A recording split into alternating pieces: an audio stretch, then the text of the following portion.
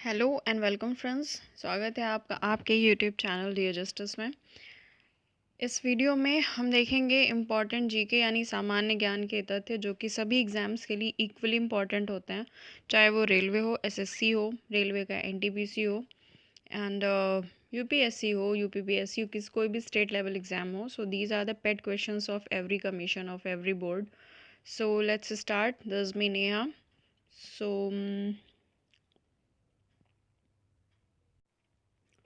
सभी एग्ज़ाम्स में जीएस के पार्ट में जो बौद्ध संगीतियाँ हैं वो इम्पॉर्टेंट रोल प्ले करती हैं। अक्सर इससे एक दो नंबर के क्वेश्चंस तो आ ही जाते हैं।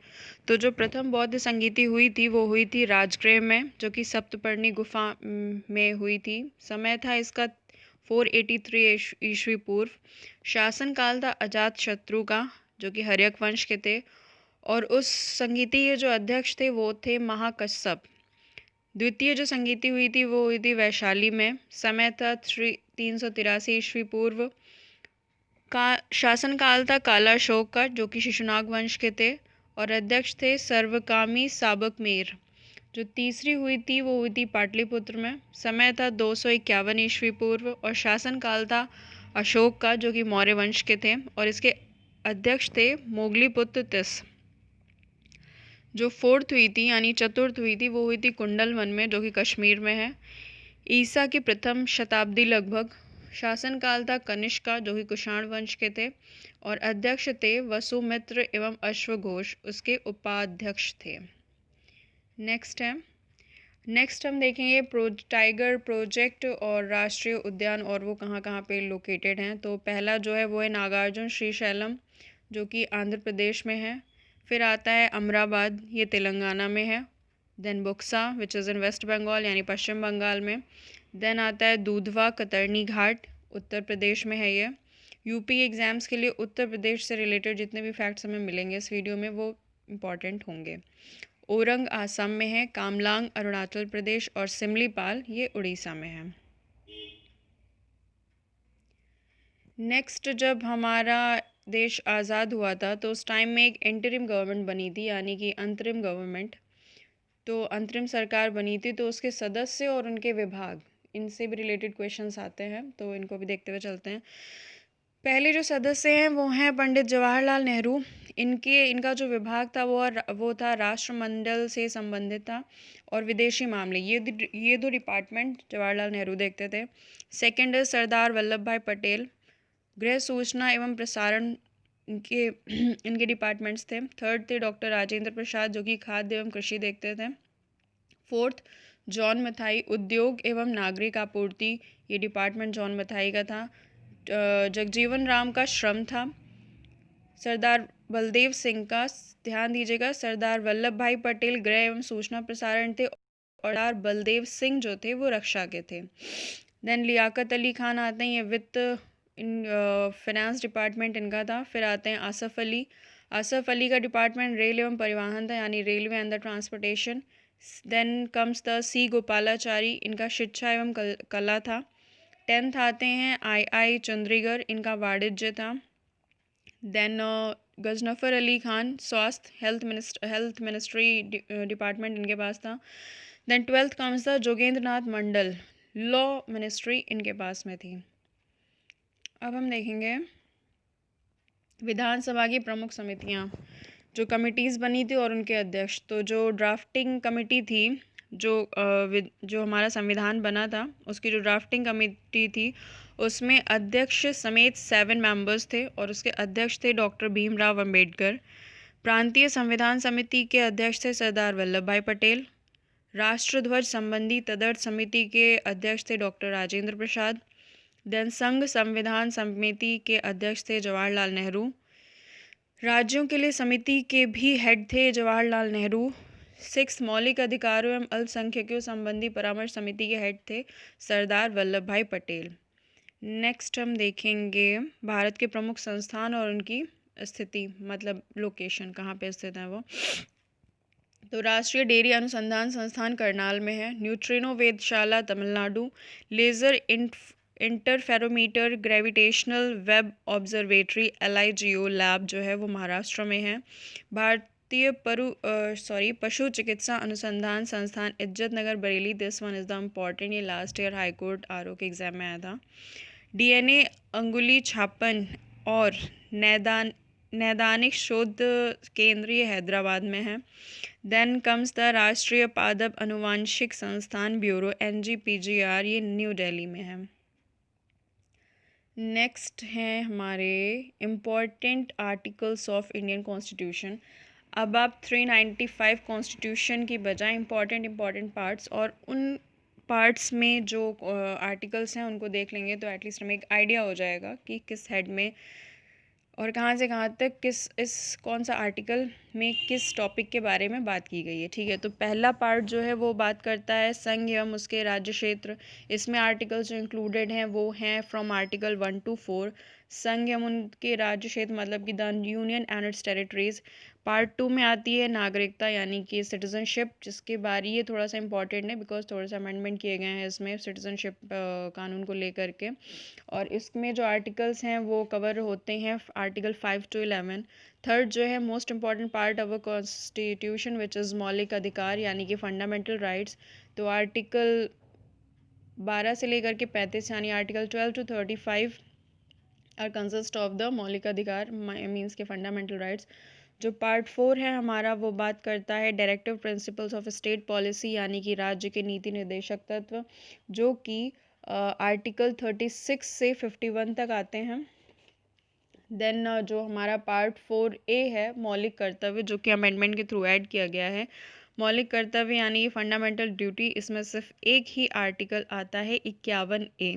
ठीक है, पार्ट 5 है हमारा द यूनियन यानी कि संघ, और फिर आता है पार्ट 6 यानी कि राज्य सरकारें, स्टेट गवर्नमेंट हमारी पार्ट 6 के अंदर कवर होती है। उसके बाद में जो हमारा पार्ट 9 है वो राज्य सरकारों के अंदर जो आर्टिकल आते हैं मौलिक कर्तव्य 51A है, और यूनियन के लिए जो आर्टिकल्स हैं वो आर्टिकल 52 टू आर्टिकल 151 तक कवर होता है। राज्य सरकारें 151 से लेकर के 237 तक कवर करती हैं, और जो पंचायतें हैं वो 243 से लेकर 243 तक कवर करते हैं। उसके बाद में आता है नगर पालिका, जो कि 9th एक में कवर किया जाता है पार्ट 9A में। नगर पालिकाएँ इनके सेक्शंस इनके आर्टिकल हैं 243 ता से लेकर के 243 या 6 तक। देन आता है हमारा 243 या 6 का मतलब होता है 243ZG। Okay, now comes the part 11। तो पार्ट 11 बात करता है संघ और राज्यों के बीच का जो रिलेशन है कि बीच के संबंधों के बारे में एक्सप्लेनेशन इसमें किया गया है। तो it covers the article from 245 to 263। And उसके बाद में आता है इलेक्शन, तो ये कवर होता है पार्ट 15 में फ्रॉम आर्टिकल 324 to 329। देन आता है पार्ट 16 जिसमें कि अनुसूचित जाति जनजाति पिछड़े वर्ग एवं आंग्ल भारतीयों से इसके संबंध में विशेष उपबंध किए गए हैं। तो इसके लिए जो आर्टिकल्स हैं वो हैं 333 to 342। देन आता है हमारा पार्ट 17 जिसमें राजभाषा के बारे में उल्लेख किया गया है, जो कि आर्टिकल 343 से लेकर के 351 तक कवर होता है। और देन आता है most important part which is part 18 जिसमें कि इमरजेंसी प्रोविजंस दिए गए हैं लाइक फाइनेंशियल इमरजेंसी एंड और ये कवर किया गया है आपका 352 से लेकर के 360 तक। देन कम्स पार्ट 20 संविधान का संशोधन यानी कि amendment, this is the also the important one. 368 इसमें एक ही आर्टिकल है 368। ओके, अब ये थोड़े से साइंटिफिक फैक्ट्स हैं जो कि सेल के बारे में है। कोशिका के अंग एवं उनके कार्य, parts of cell and their functions. तो कोशिका के अंग हैं जैसे कि प्लाज्मिड है, तो वो बैक्टीरिया के प्रजनन एवं जेनेटिक इंजीनियरिंग में के काम आता है। माइटोकॉन्ड्रिया का डायरेक्ट क्वेश्चन आता है that which part of cell is known as the power house of the cell और what is another name of mitochondria. तो माइटोकॉन्ड्रिया को हम power house of the cell कहते हैं बिकॉज वो एटीपी के द्वारा एनर्जी प्रोड्यूस करता है और उसको उसका संचयन भी करता है। एटीपी के निर्माण द्वारा ऊर्जा उत्पादन व संचयन का काम करता है। Then comes the chloroplast. तो प्रकाश संश्लेषण में क्लोरो यानी कि लाइट सिंथेसिस में क्लोरोप्लास्ट का यूज़ होता है। Ribosomes are use for protein synthesis. Protein synthesis के लिए राइबोसोम का यूज़ होता है। देन कम्स द केंद्रक। केंद्रक मीन्स होता है न्यूक्लियस। न्यूक्लियर कोशिका का नियंत्रण करता है। ठीक है। नेक्स्ट इज प्रमुख राष्ट्रीय उद्यान और उनकी अवस्थिति। तो राष्ट्रीय उद्यान है, राष्ट्रीय उद्यान से भी एक दो क्वेश्चंस बन जाते हैं। बांदीपुर राष्ट्रीय उद्यान जो है वो स्थित है कर्नाटक में। राजाजी उत्तराखंड, सिमलीपाल उड़ीसा, मानस असम में, कान्हा मध्य प्रदेश, जिम कॉर्बेट उत्तराखंड में है, कंचनजंगा आपका सिक्किम में है। सागरीय राष्ट्रीय उद्यान ये मन्नार की खाड़ी तमिलनाडु में है। फिर आता है इंद्रावती दंतेवाड़ा छत्तीसगढ़। काजीरंगा ये गोलाघाट एवं नवगांव असम में है। कुद्रेमुख ये चिकमंगलूर कर्नाटक में है। Then comes the Silent Valley, important one, शांत घाटी जिसको बोलते हैं, पाल घाट केरला में है। देन पेंच घाटी ये नागपुर महाराष्ट्र में है। समुद्री राष्ट्रीय पार्क ये कच्छ की खाड़ी में है। देन कम्स द अंशी ये कर्नाटक में है। बेटला झारखंड, गूगामल महाराष्ट्र। फिर आते हैं हिस्टोरिकल फैक्ट्स बुद्ध के जीवन से रिलेटेड। इससे भी एक दो क्वेश्चंस आ जाते हैं कि बुद्ध के जन्म का प्रतीक किसको माना जाता है। कमल को माना जाता है, या कमल को किस चीज़ का प्रतीक माना जाता है, तो वो बुद्ध के जन्म से रिलेटेड है, बुद्ध के जन्म का सिंबल है। पहले हम जो होगा वो समय होगा, फिर उस समय में क्या घटना हुई थी और उस घटना का क्या प्रतीक है वो फिर पढ़ेंगे। तो फिर 563 ईस्वी पूर्व बुद्ध का जन्म हुआ था जिसका प्रतीक कमल है। 29 वर्ष की आयु में इन्होंने गृह त्याग किया था जिसको कि महाभिनिष्क्रमण कहते हैं और उसका प्रतीक है घोड़ा, यानी कि सिंबल है घोड़ा। 35 वर्ष की आयु में इनको ज्ञान प्राप्ति हुई थी, इनलाइटनमेंट, जो जिसका प्रतीक की बोधि वृक्ष है यानी कि पीपल का पेड़ है। 483 ईस्वी पूर्व यानी 80 वर्ष की आयु में बुद्ध की मृत्यु हो गई थी यानी कि परिनिर्वाण, और जिसका प्रतीक है स्तूप। बौद्ध धर्म से संबंधित अन्य तथ्य हैं। बौद्ध धर्म के त्रिरत्न हैं बुद्ध धम्म तथा संघ। ओके। 4 आर्य सत्य हैं जो कि है दुख समुदाय और दुख निरोध गामिनी प्रतिपदा। ठीक। दुख निरोध अष्टांगिक मार्ग द्वारा किया जा सकता है। बुद्ध का प्रथम उपदेश जो है वो है धर्म चक्र परिवर्तन। सर्वाधिक उपदेश इन्होंने श्रावस्ती में दिए हैं। उपदेश की भाषा इनकी पाली रही है। बुद्ध के जो अन्य 2 फेमस नाम हैं वो हैं शाक्य मुनि और तथागत। फिर है बुद्ध का महापरिनिर्वाण जो है वो कुशीनगर में हुआ था, ये मल्ल गणराज्य की राजधानी है। फिर आता है महापरिनिर्वाण मंदिर जो कि कुशीनगर में है। फिर हम बात करेंगे इम्पॉर्टेंट मेडिसिन्स और उनसे प्राप्त लाभ। इसमें हम आगे चल कर के कोविड की जो मेडिसिन है और उसको भी ऐड करेंगे। फ़िलहाल जो है वो देखते हैं। डिक्लोफेनाक ये काम आता है पशुओं के दर्द निवारक के रूप में। बीटा ब्लॉकर जो है वो हृदय घात तथा उच्च रक्तचाप से बचने के लिए होता है, heart attack and the high BP. Next is atropine, तारा विस्फारण यानी dilation of pupil. Then comes the Brahmi सभी को पता है कि मस्तिष्क का टॉनिक होता है ये। देन कम्स द आर्टीथर क्लोरोक्वीन, ये मलेरिया की मेडिसिन होती है। कम्स द मॉर्फिन, दर्द निवारक पेन किलर है। हाइड्रोजन पेरोक्साइड ये घावों की मरहम पट्टी के काम आता है। जब भी हम डॉक्टर के पास जाते हैं फॉर द ड्रेसिंग तो वो इसी को डाल करके जो चोट होती है उसको साफ़ करता है सही से। अब हम देखेंगे विद्रोह और उनके स्थल, इम्पॉर्टेंट विद्रोह। तो रिवोल्ट है, रिवोल्ट की जगह और उनके नेतृत्व किसने किए थे देखेंगे। तो लखनऊ में जो विद्रोह हुआ था 1857 का, उसका जो नेतृत्व किया था वो बेगम हजरत महल ने किया था। बरेली का नेतृत्व खान बहादुर ने किया था। इलाहाबाद में लियाकत अली ने, कानपुर में नाना साहब और अजीमुल्ला खान ने किया था। फैज़ाबाद जो कि अब अयोध्या है, अवध, वहाँ पे वहाँ का जो नेतृत्व था वो मौलवी अहमदुल्ला शाह ने किया था। जगदीशपुर जो कि बिहार में है, यूपी वाला नहीं, बिहार वाले जगदीशपुर में जो रिवोल्ट हुआ था उसका नेतृत्व किया था बाबू कुंवर सिंह ने। नेक्स्ट इज़ असम, तो असम में किया था दीवान मनीराम दत्त ने, और झांसी का तो सभी को पता है रानी लक्ष्मीबाई ने किया था। नेक्स्ट कम्स अशोक के शिलालेख, जिससे कि क्वेश्चंस बनते हैं हर कॉम्पिटिटिव एग्जाम्स में।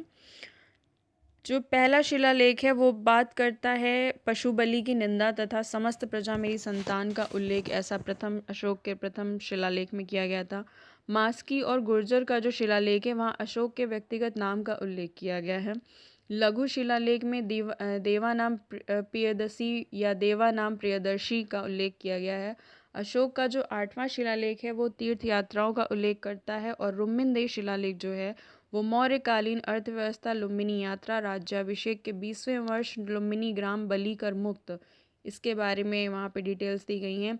सेकंड और 13th जो शिलालेख है वहाँ उसमें संगम राज्यों चोल, पांड्य, सत्यपुत एवं केरल पुत सहित ताम्रकर्णी श्रीलंका की सूचना दी गई है। जो 13वां शिलालेख है उसमें शासनकाल के 8वें वर्ष अर्थात मीन्स की 261 ईस्वी पूर्व में घटित हुए कलिंग के युद्ध का विवरण और अशोक की विजय का एक्सप्लेनेशन किया गया है। नेक्स्ट हम बात करेंगे इम्पॉर्टेंट डैम किस नहर पे बने हैं उनके स्थल के बारे में। ठीक है, ये ज्योग्राफी के अंदर कवर होता है और इसमें से 1-2 क्वेश्चंस ज्योग्राफी के बन जाते हैं। तो जो तावा प्रोजेक्ट है वो नर्मदा नदी पे है। मैत्तूर डैम कावेरी नदी। इकाई प्रोजेक्ट तापी नदी पे है। अलमट्टी बांध कृष्णा नदी। नागार्जुन सागर ये कृष्णा नदी पे है। हीराकुंड बांध परियोजना ये महानदी पे है। मिदनापुर नहर ये कंसावती नदी कसाई में है। रानी लक्ष्मीबाई बांध जो है वो बेतवा नदी पे है। गांधीनगर जलाशय मध्य प्रदेश में है। गोविंद वल्लभ पंत ये पीपरी सोनभद्र उत्तर प्रदेश में है। तिलैया बांध ये बराकर नदी पे है। पंचेट हिल बांध ये दामोदर नदी पे है। माता टीला बांध बेतवा नदी। राणा प्रताप सागर बांध ये चंबल नदी पे है। और उकाई परियोजना ताप्ती नदी पे है। नेक्स्ट वन इज प्रमुख केंद्र और उनसे संबंधित तथ्य। तो जो शिवकाशी केंद्र है इसे लिटिल जापान उपनाम दिया गया था पंडित जवाहरलाल नेहरू के द्वारा। तो वहाँ पे जो उद्योग होते हैं वो है मदुरई, कोयम्बटूर, बेंगलुरु औद्योगिक प्रदेश में स्थित। आतिशबाजी माचिस उद्योग है यहाँ पे। पीतमपुरा में मध्य प्रदेश में स्थित ऑटोमोबाइल हब है। काकीनाडा में जूट इंडस्ट्री है। विरुद्धनगर में सूती वस्त्र। चिन्नापटना में रेशम। भदोही इम्पॉर्टेंट है for the UP aspirants, carpet. Titagarh में कागज। लखेरी सीमेंट के लिए। भिलाई लोहा एवं इस्पात के लिए है। एंड अम्बाला मुकुल जो है वो खनिज तेल शोधनशाला के लिए। जामनगर पेट्रो रसायन के लिए। जेके नगर एल्यूमिनियम। मलांज खंड ये तांबा के लिए है। टुंडू जस्ता भाटपाड़ा जूट के लिए। फूलपुर जो कि उत्तर प्रदेश में है ये उर्वरक यानी फर्टिलाइजर्स के लिए है। जो हमारे इम्पॉर्टेंट फंडामेंटल राइट्स हैं उन पे एक नज़र डाल लेते हैं। तो जो हमारा समता का अधिकार है वो कवर होता है, यानी कि राइट टू इक्वालिटी कवर होता है हमारा आर्टिकल 614 से लेकर के 18 तक। तो आर्टिकल 14 में बात की गई right to equality before law, यानी कि विधि के समक्ष समता, कानून की नज़र में सभी एक समान होंगे। 15 बात करता है prohibition of discrimination on the grounds of religion, race, caste, sex and the place of birth. धर्म, जाति, लिंग एवं जन्म स्थान के बेसिस पे किसी के साथ भी किसी तरह का कोई भी भेदभाव नहीं किया जाएगा, ऐसा बताता है हमारा आर्टिकल 15। आर्टिकल 16 बात करता है equality of opportunity in the matter of public employment, यानी कि जब भी पब्लिक सर्विस की बात की जाएगी तो वहाँ पे किसी भी तरीके का कोई सबको इक्वल अपॉर्चुनिटी अवेलेबल होगी। आर्टिकल 17 बात करता है एबॉलिशन ऑफ अनटचेबिलिटी, छुआछूत यानी कि अस्पृश्यता का अंत करने के लिए आर्टिकल 17 बनाया गया है। आर्टिकल 18 बनाया गया है एबॉलिशन ऑफ द टाइटल्स, यानी उपाधियों का अंत, कोई भी बाहर से किसी भी तरह की उपाधि ग्रहण नहीं करेगा। नेक्स्ट जो हमारा इंपॉर्टेंट फंडामेंटल राइट है दैट टॉक्स अबाउट द स्वतंत्रता का अधिकार, यानी कि राइट टू फ्रीडम, तो इस ये कवर होता है आर्टिकल 19 से लेकर के 22 तक। Article 19 talks about the protection of certain rights regarding the freedom of speech, यानी कि आपको बोलने की स्वतंत्रता है। इस आपके बोलने की स्वतंत्रता को प्रोटेक्शन प्रदान करता है हमारा आर्टिकल 19। 22 तक है, तो बीच में जो आर्टिकल्स उन पर एक नज़र डालते चलेंगे। जो आर्टिकल 20 हमारा, वो बात करता है protection and respect of conviction of offences. Double jeopardy किसे बोलते हैं कि अगर एक बार एक अपराध के लिए किसी व्यक्ति को सज़ा दे दी गई है तो उसके ऊपर सेम ऑफेंस के लिए आप दोबारा से उसका ट्रायल नहीं कर सकते हैं, ठीक है। Then the most important, protection of life and liberty. ये बहुत ही कंट्रोवर्शियल और इम्पॉर्टेंट आर्टिकल है, बिकॉज राइट टू लाइफ में क्या क्या इंक्लूड होता है और क्या नहीं इंक्लूड होता है, इसके रिगार्डिंग काफ़ी सारे केसेस पेंडिंग हैं, काफ़ी सारे डिसाइड हो चुके हैं। और इससे रिलेटेड एक अमेंडमेंट भी हुआ है कि आप एक व्यक्ति के प्राण और दैहिक स्वतंत्रता किन किन आधारों पर होती है। सिर्फ मात्र उसका जीवित रहना ही सफिशियंट है। सिर्फ इतना गारंटी किया गया है कि वो ज़िंदा रहे, किसी भी कंडीशन में रहे, कितनी कितनी भी चाहे वो माल न्यूट्रिशन से सफ़र कर रहा हो या किसी भी तरीके की प्रॉब्लम्स को फेस कर रहा है, बट उसका ज़िंदा रहना ज़रूरी है। तो इन सब चीज़ों से रिलेटेड कई ऐसे केसेस आए हैं, लाइक ज्ञान कौर का एक फेमस केस आया है। उसमें बोला गया है कि क्या राइट टू लाइफ के अंदर हमें अश्योर किया गया है कि नहीं, क्या जिस इंसान की लाइफ है उसको ये श्योरिटी मिलती है कि वो अपनी मर्जी से अपनी लाइफ को एंड कर सके if he is going to the severe condition, because she was not in condition to survive. Anyways, this is a very broad article और इसका जो स्कोप है वो काफ़ी ब्रॉड है। इसी पे एक अमेंडमेंट किया गया है आर्टिकल 21A में 1986 में, ठीक है। तो वहाँ पे क्या हुआ है कि राइट टू एजुकेशन को ऐड किया गया है 21A के द्वारा, जिसमें कि बच्चों को शिक्षा का अधिकार एज अ मौलिक अधिकार प्रदान किया गया है कि भाई आपको बच्चों को पढ़ाना ही है, you have to provide them the basic education. Okay, now here comes the Article 22, which is the last article of this fundamental right, स्वतंत्रता का अधिकार, फ्रीडम के बारे में जिसमें बात की। तो protection against the arrest and detention in certain cases, कुछ दशाओं में गिरफ्तारी के लिए प्रोटेक्शन प्रोवाइड की गई है। फिर हम बात करेंगे शोषण के विरुद्ध अधिकार, जिसमें कि आर्टिकल 23 एंड 24 कवर होता है। Right against exploitation, prohibition on traffic in human being and the force labour, यानी कि मानव का दुर्व्यापार नहीं कर सकते और ना ही उनसे फोर्स लेबर बलात् श्रम करवा सकते हैं। Next is prohibition of 24 article talks about the prohibition of employment of children in the factories में आप बच्चों को एम्प्लॉय नहीं बना सकते हैं। This is unlawful, this is unconstitutional. Now here comes the next our fundamental right, which is धर्म की स्वतंत्रता का अधिकार, जो इस समय काफ़ी चर्चा में, you can also call it as a burning issue of the today scenario। धर्म की स्वतंत्रता का अधिकार, तो इसके लिए जो आर्टिकल्स हमारे पास दिए गए हैं वो है आर्टिकल 25 to 28।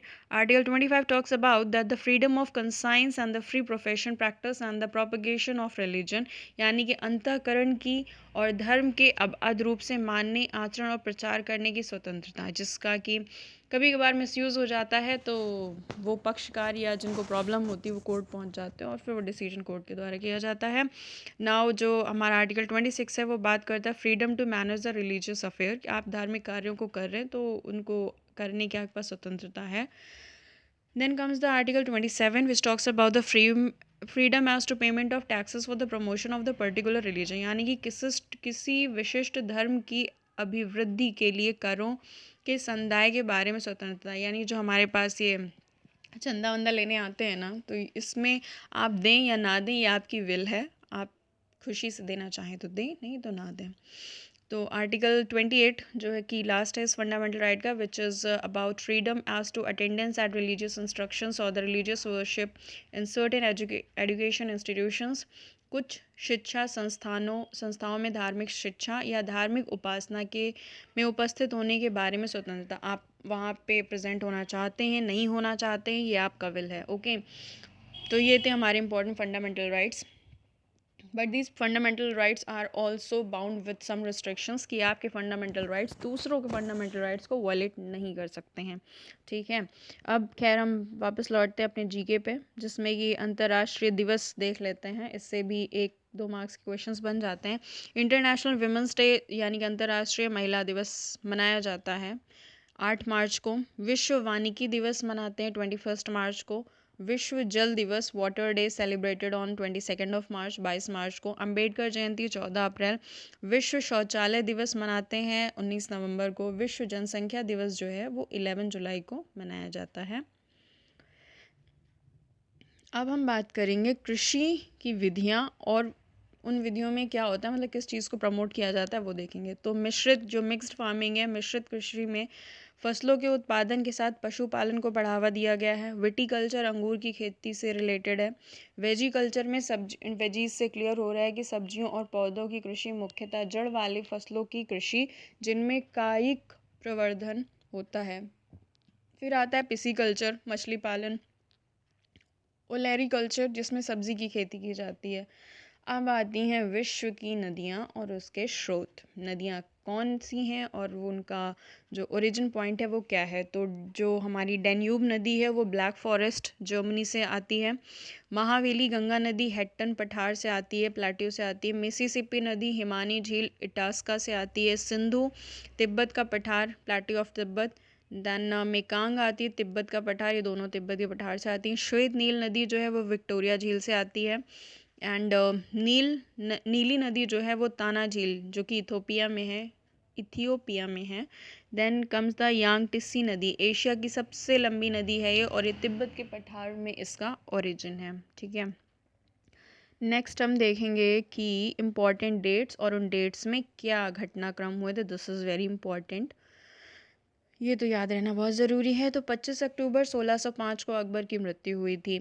1853 में प्रथम रेलवे लाइन बम्बई से ठाणे के बीच में लॉर्ड डलहौजी के कार्यकाल में बिछाई गई थी। 1917 ईस्वी में गांधी जी का चंपारण सत्याग्रह हुआ था। मार्च 1919 में रॉलेट एक्ट का पारित होना। 13 अप्रैल 1919 को जलियांवाला बाग हत्याकांड हुआ था। 26 दिसंबर से 30 दिसंबर 1919 को भारतीय राष्ट्रीय कांग्रेस का अमृतसर अधिवेशन हुआ था। 1 अगस्त 1920 को असहयोग आंदोलन नॉन कोऑपरेशन मूवमेंट स्टार्ट हुआ था। 1 अगस्त 1920 को ही बीजी तिलक का निधन हुआ था। 5 फरवरी 1922 को चौरी चौरा की घटना हुई थी। Everyone knows about this. फरवरी 1928 को 1927 में नियुक्ति हुई थी, साइमन कमीशन भारत पहुंचा था।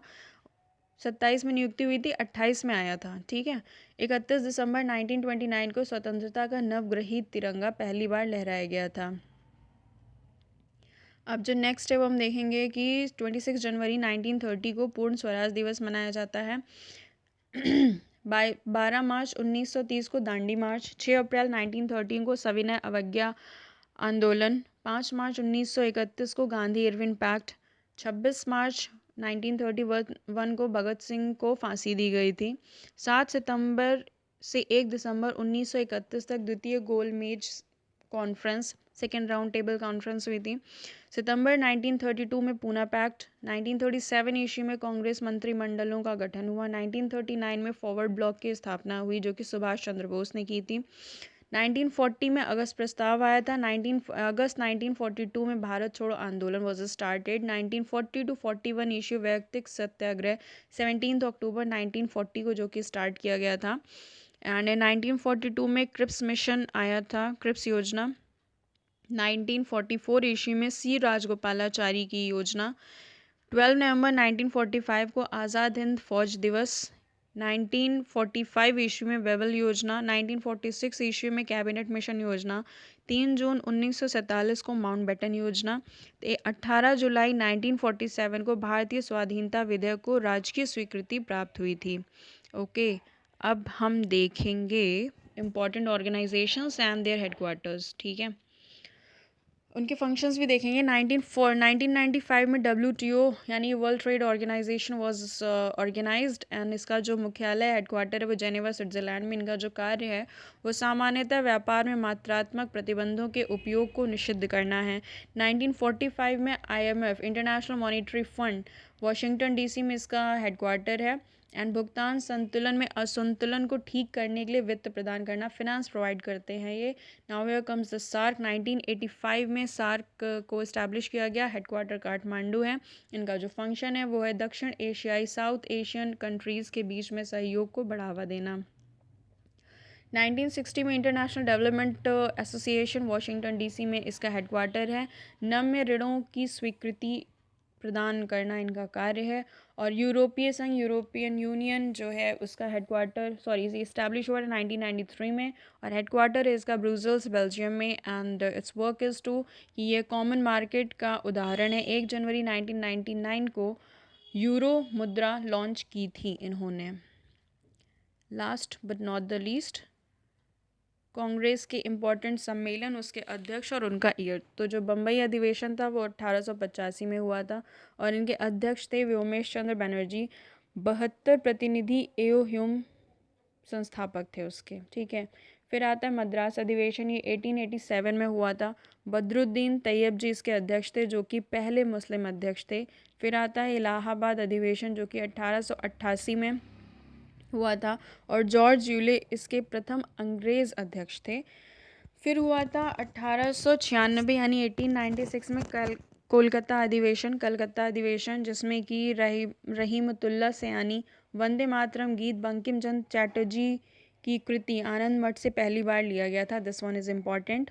Okay, now comes the Banaras अधिवेशन। बनारस का जो अधिवेशन वो 1905 में हुआ था और गोपाल कृष्ण गोखले इसके अध्यक्ष थे। कलकत्ता अधिवेशन 1906, दिस वन इज़ इम्पॉर्टेंट। दादा भाई नारोजी इसके अध्यक्ष थे और स्वराज शब्द का प्रथम बार प्रयोग इसी अधिवेशन में किया गया था। सूरत अधिवेशन इज़ ऑल्सो इम्पॉर्टेंट, 1907 में हुआ था और रास बिहारी घोष जो हैं, रास बिहारी घोष इसके अध्यक्ष थे और 1907 के अधिवेशन में कांग्रेस डिवाइड हो गया था, कांग्रेस का विभाजन हुआ था। कलकत्ता का अधिवेशन जो 1911 में हुआ था वो पंडित बिशन नारायण दत्त द्वारा उसके अध्यक्ष थे और जनगण मन पहली बार इस अधिवेशन में गाया गया था। The conferences which have some historical facts they are the important, ठीक है, जिसमें भी कुछ भी नया हुआ था या फर्स्ट टाइम कोई बना था या ओनली बना था तो दे आर इम्पॉर्टेंट। लखनऊ अधिवेशन 1916 में हुआ था, अंबिका चरण मजुमदार इसके अध्यक्ष थे और कांग्रेस मुस्लिम लीग के मध्य यहाँ पे समझौता हुआ था। समझौता लखनऊ में हुआ सन 1916। कलकत्ता अधिवेशन जो है वो 1917 में हुआ था, इसकी अध्यक्ष एनी बेसेंट थी, ये पहली महिला अध्यक्ष थी। आगे सरोजनी नायडू का भी आएगा जो कि पहली भारतीय महिला अध्यक्ष थी। तो 1917 वाले में पहली महिला अध्यक्ष थी एनी बेसेंट, अधिवेशन कलकत्ता में हुआ था। अमृतसर अधिवेशन 1919 में हुआ था, जिसके अध्यक्ष थे मोतीलाल नेहरू और अंतिम अधिवेशन जिसमें तिलक ने भाग लिया था। After this he has never taken part in any of the अधिवेशन और द कमिटी, ठीक है। नागपुर अधिवेशन 1920 में हुआ था, जिसके हेड थे यानी चेयरमैन थे विजय राघवाचार्यार। देन नेक्स्ट है गया अधिवेशन 1922 में हुआ था, चितरंजन दास इसके अध्यक्ष थे। बेलगाम अधिवेशन जो है वो 1924 में हुआ था और इसके अध्यक्ष थे महात्मा गांधी। ये देखिए सरोजनी नायडू का आ गया है। 1925 में कानपुर अधिवेशन था, याद रखेंगे कानपुर अधिवेशन 1925, सरोजनी नायडू पहली भारतीय महिला अध्यक्ष थी, ठीक है। नाउ लाहौर अधिवेशन ये 1929 1929 में हुआ था। जवाहरलाल नेहरू इसके अध्यक्ष थे और पूर्ण स्वराज की घोषणा इन्होंने यहीं पे की थी। वो पहली स्वराज शब्द का प्रयोग था और यहाँ पे पूर्ण स्वराज की घोषणा की गई थी। कराची अधिवेशन हुआ है आपका 1931 में, अध्यक्ष इसके सरदार पटेल थे। मौलिक अधिकार संबंधी प्रस्ताव यहीं पे दिया गया था, ठीक है। नाउ लास्ट हरिपुरा अधिवेशन जो कि 1938 में हुआ था और इसके अध्यक्ष सुभाष चंद्र बोस थे। Hope this video must be helpful for everyone preparing for their competitive exams. So thank you so much for listening. Keep learning, keep growing. All the best.